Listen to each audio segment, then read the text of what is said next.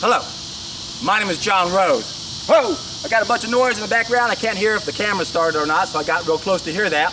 Anyway, in this video, I'm gonna proposition all you guys on the internet, every one of y'all, especially those of y'all who don't agree with my focus. And my proposition is, I'll show you mine if you show me yours. What am I talking about? I'm talking about the big picture. I've created a special teaching tool. I call it the Ultimate Schematic. Go down below in the description box and you can go to the Ultimate Schematic and you can see a special teaching tool I created. It's that I've identified 281 of the pieces to the puzzle, and they all logically connect to all the other pieces. So if you disagree with me, you tell me what piece number you're talking about and why you think my piece number is wrong. And better yet, you show me your schematic. You show me your puzzle, your big picture.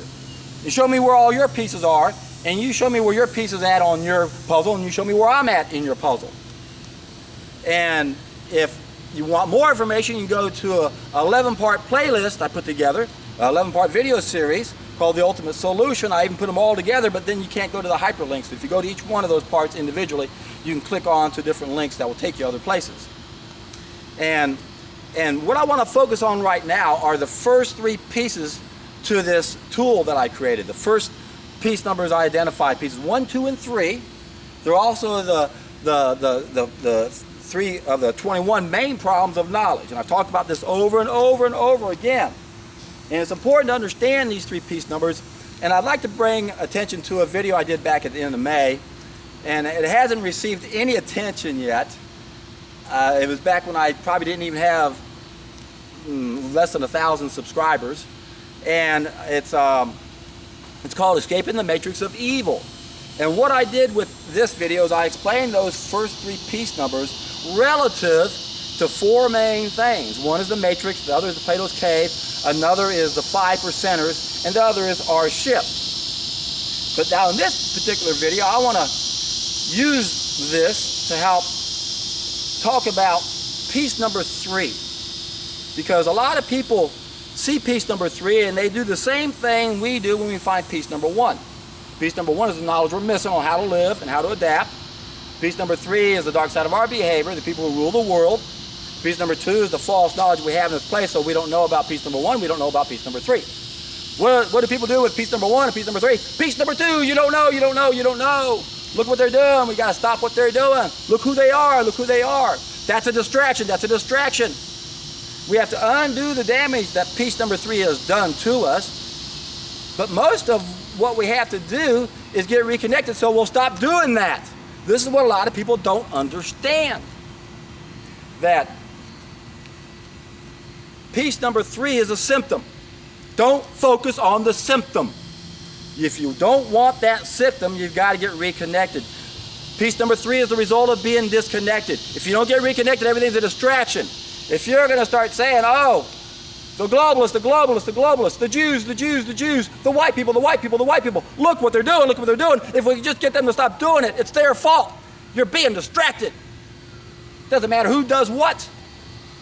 We all have a dark side to our behavior. We all have the wrong mentality. We're all playing the wrong game. Just because white people are winning the game, or the Jews are winning the game, or the Zionist Jews are winning the game, doesn't mean they're the blame. Gotta stop playing the game. We gotta destroy the game. The game was created because we're disconnected. It's a game of disconnection. We gotta stop playing that game, and it doesn't do any good to identify who's winning the game. It's a distraction. It's a diversion. It's all designed to keep us from focusing on what we gotta do, and that's go upstream. This is a distraction when you focus on piece number 3 alone and give too much energy to it. Can't ignore it. Got to undo the damage, but you can't make an idiotic comment by saying, look, if those stupid white people weren't doing this, then they would have all the food we need. Ah, man. Put things in perspective for you. If we could do away with money, guess what would happen? All those things the white people are doing, they wouldn't be done, so let's just get rid of the money. It ain't the white people, it's the money. And it ain't the white people, it's the dark side of our behavior. And guess what? We all have it. Doesn't matter if you're white, black, or red, or blue, or whatever. We all have it if we're eating the wrong food. It is the food. Oh, it doesn't matter if we eat the right food. We're still going to do this. No, we're not. You fool. You don't know shit. Wow, I'm pissed. I'm not really. I'm just trying to get excited, get you guys excited. You know that. I don't ever get angry. No, really. You got to stop being distracted, man. You got to stop playing that stupid game where you don't take responsibility. The dark side of our behavior is a reflection of us.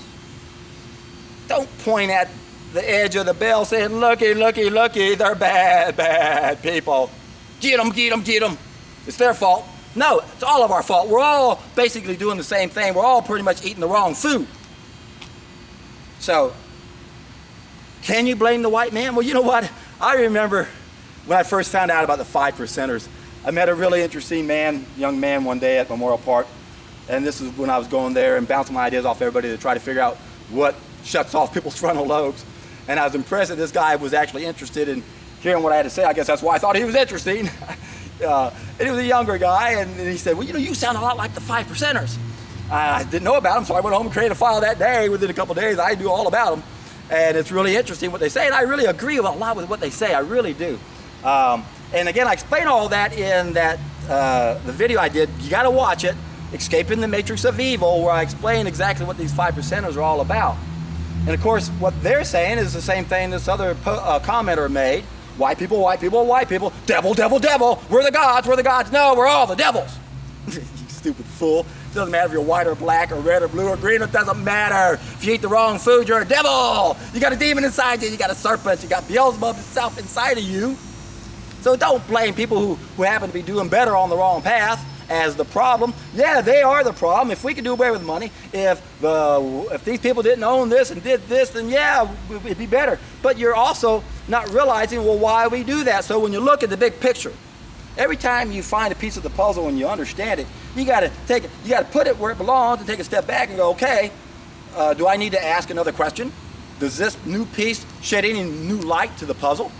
That's what I've been doing for a long time. And every time I find something, I try to figure out where it fits, put it into a group of like things, and I try to interconnect everything. That's what my ultimate schematic is. It's nothing but grouping all those individual puzzles. I interconnected all these interconnecting puzzles so they all relate to one another. And then we can understand how not to get tricked and fooled. And how do we get tricked and fooled? Whenever we focus on a problem of knowledge that doesn't have to do with getting reconnected. Remember, there's three main problems of knowledge in the very beginning. There's two forms of ignorance. The worst one is the one we don't have. It's the knowledge we're missing. It's why we suffer. We don't know how to live. We don't know how to adapt. We're missing this piece of the puzzle. Piece number one. It's lost knowledge or hidden knowledge that's been hidden from us. And then we have that piece number two, of course, that's the false knowledge we have in its place. Those are the two forms of ignorance. We cannot learn anything when we think we already know. That's the problem with false knowledge. Most of us are doing things we think are okay, but they're not okay. They are wrong. They're the reason why we have all these problems, including the dark side of our behavior. The dark side of our behavior is not part of our DNA. It's not part of our nature. Man does not have a propensity for evil. He has a tendency for evil because he's eating the wrong food, doesn't know how to live. And then, of course, we got the number one source of false knowledge now. So here are the first three pieces. Don't have the knowledge we need. Got false knowledge in its place. Then we got the number one source for false knowledge. That's the darkest of the dark side of our behavior. The Jews, the white people, the 1%, the 10%. Who knows what percentage they are? Who cares who they are? We got to take charge and realize we created that, and that's why we got to collectively change. So when we collectively change what we do, the whole bill of our behavior is going to change, and that's the solution. You got to look at the big picture. You got to go upstream, get reconnected.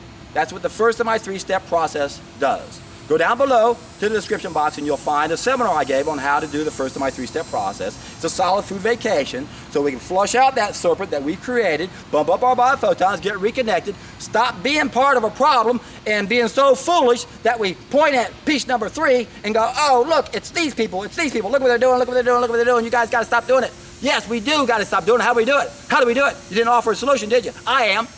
It's the food. It's too simple. I know it is. Oh, but we can't feed the people right now. Exactly. The way things are right now, things are bad. But when supply and demand changes, or when supply changes, demand will change. How do you get rid of slaughterhouses? It's simple. get people to change their diet so they don't want that shit anymore and they want more produce. That's why it'll be plentiful. Can't feed the planet now the way it is? Of course not. It's set up to go the wrong way. That's why once we reach the tipping point, things are going to finally change. If we don't reach the tipping point, we're going to have the wrong mentality. We'll still have money. We'll still have a certain group of people be able to control everybody. It doesn't matter what group it is. It doesn't matter. You're falling for a trap. In fact, when I read comments like this, and I can see there's a little bit of intelligence in there until the end where they try to rationalize what they're doing, that really made me think, is this guy a troll? Is this an internet shield? You know, to be that smart to figure that out and then come up with this conclusion, that's not a valid conclusion, and you know it, or, well, I don't know. I'm not going to guess. I sure have a feeling about certain things. And it's easy to be distracted, so you fit the MO of both sides. What can I say? You could be just as naive as everyone else who think they found the only piece of the puzzle, or you could be a shill, and I expect that to happen here on this website a lot. The truth has enemies. That small group of people who rule the world don't want us to understand how important food is. So to see the comment that comes back in that's saying, oh, well, the food's not going to make a difference, and then to try to create this diversion between people, and then say, look, if we just didn't do this, we wouldn't have it. That's a bogus conclusion, man. And I think you know that. I think you know that most people can't figure it out, but you can't put it past me. I see the fallacy in your logic, where you have no right to come to that conclusion. It's not a valid conclusion. Again, look at money. You can do the same thing for money. Get rid of money, and we can't do those things. So don't be tricked and think that piece number 3 is everything. Remember, there's 2 things we have to do. We got to work upstream and downstream. Yes, there's a lot of things we got to do downstream, but we have to realize the best way to deal with all this downstream work over here is to get us to change our collective mentality. That's the key. If we don't want to see slaughterhouses, we got to change our mentality. We got to wake up the planet. We got to reach the tipping point. That's why I say it over and over and over again. If we don't reach the tipping point, things will never change. And when we do, woohoo, we will be in for a treat.